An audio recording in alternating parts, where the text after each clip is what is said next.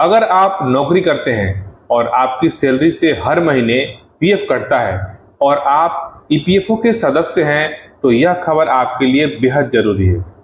क्या आपको पता है कि आपका पीएफ अकाउंट सिर्फ रिटायरमेंट के लिए बचत के लिए नहीं है, बल्कि इसके साथ आपको एक ऐसा फायदा भी मिल सकता है जिसके लिए आपको 1 रुपए भी खर्च नहीं करना पड़ेगा।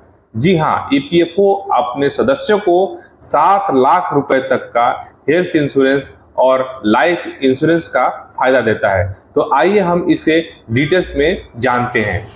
क्या आपको पता है कि आपका पीएफ अकाउंट रिटायरमेंट के यह बचत का एक सिर्फ एक जरिया नहीं है।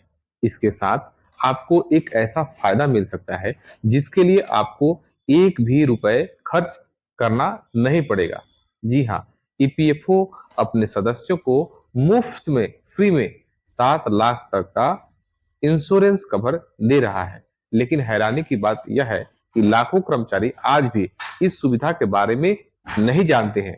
इससे भी बड़ा बात, अगर आपने एक जरूरी काम नहीं किया तो जरूरत पड़ने पर आपके परिवार को इस पैसे के फायदा उठाने के लिए बहुत परेशानियों का भी सामना करना पड़ सकता है। तो आखिर क्या है यह स्कीम? चलिए इसे हम विस्तार से इस बारे में आज की इस वीडियो में बात करते हैं। कौन सा जरूरी काम है जिसे आपको आज ही पूरा कर लेना चाहिए, इस बारे में बात करते हैं।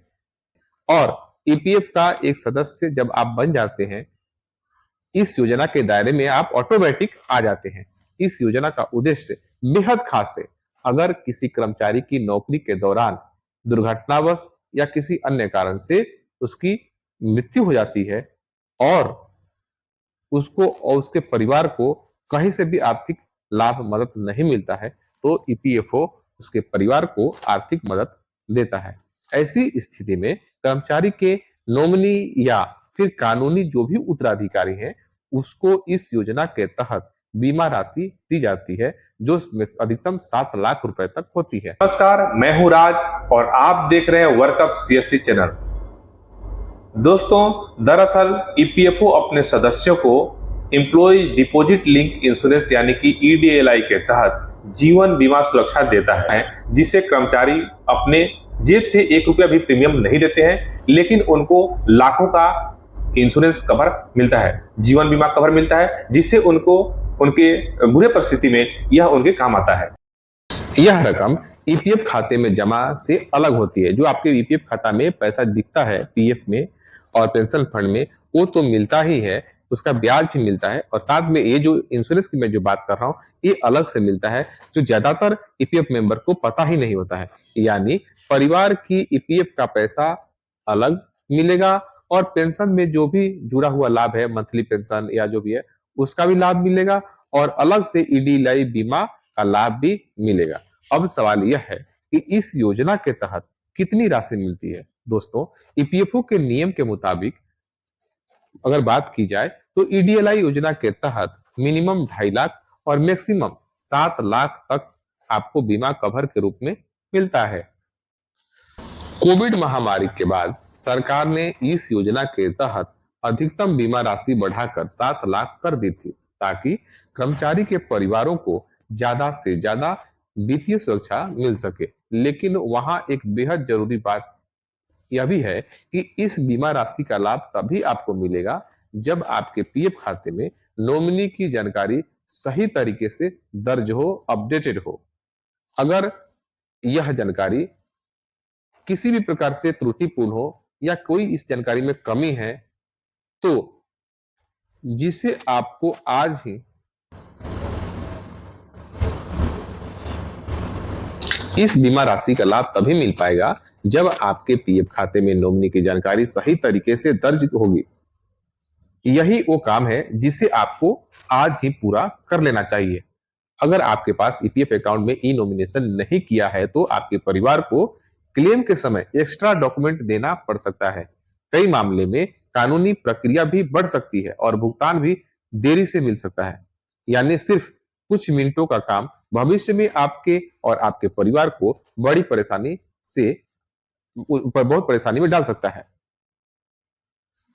यानी सिर्फ कुछ मिनटों का काम भविष्य में आपके परिवार को बड़ी परेशानी से मतलब ले जा सकता है।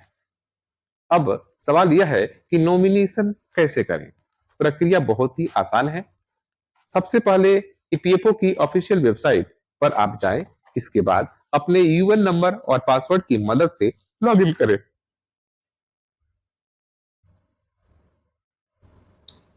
सबसे पहले ईपीएफओ के ऑफिशियल वेबसाइट पर जाएं।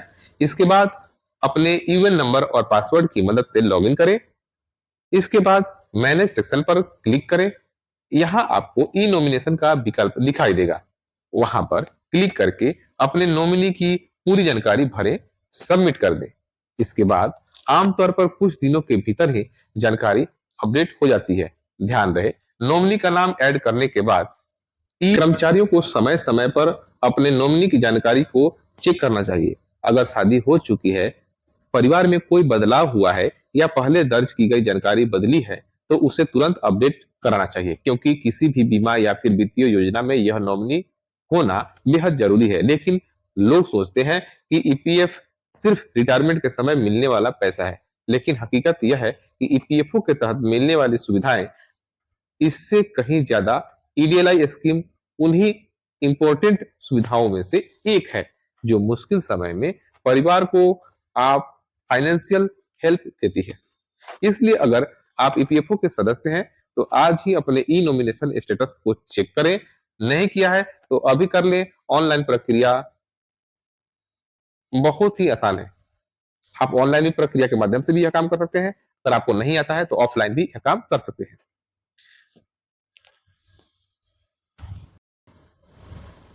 यह सिर्फ एक ऑनलाइन प्रक्रिया ही नहीं है, बल्कि आपके परिवार का आर्थिक सुरक्षा से जुड़ा एक बहुत बेहद जरूरी कदम है। याद रखिए, 7 लाख का यह इंश्योरेंस कवर आपको मुफ्त में मिल रहा है, लेकिन इसका पूरा फायदा तभी आपको मिलेगा जब आपके पीएफ खाते में सही नॉमिनी दर्ज होगा। इसलिए देर मत कीजिए, अपना ईपीएफ अकाउंट खोलिए, ई नॉमिनेशन पूरा कीजिए और अपने परिवार की सुरक्षा सुनिश्चित कीजिए। आपका इस पर क्या कहना है? आपका इस पर क्या कहना है? कमेंट में जरूर बताएंगे। मिलते हैं अगले वीडियो में। वीडियो आप लोगों ने पूरा देखा, इसके लिए आप सभी को बेहद शुक्रिया। बहुत बहुत धन्यवाद।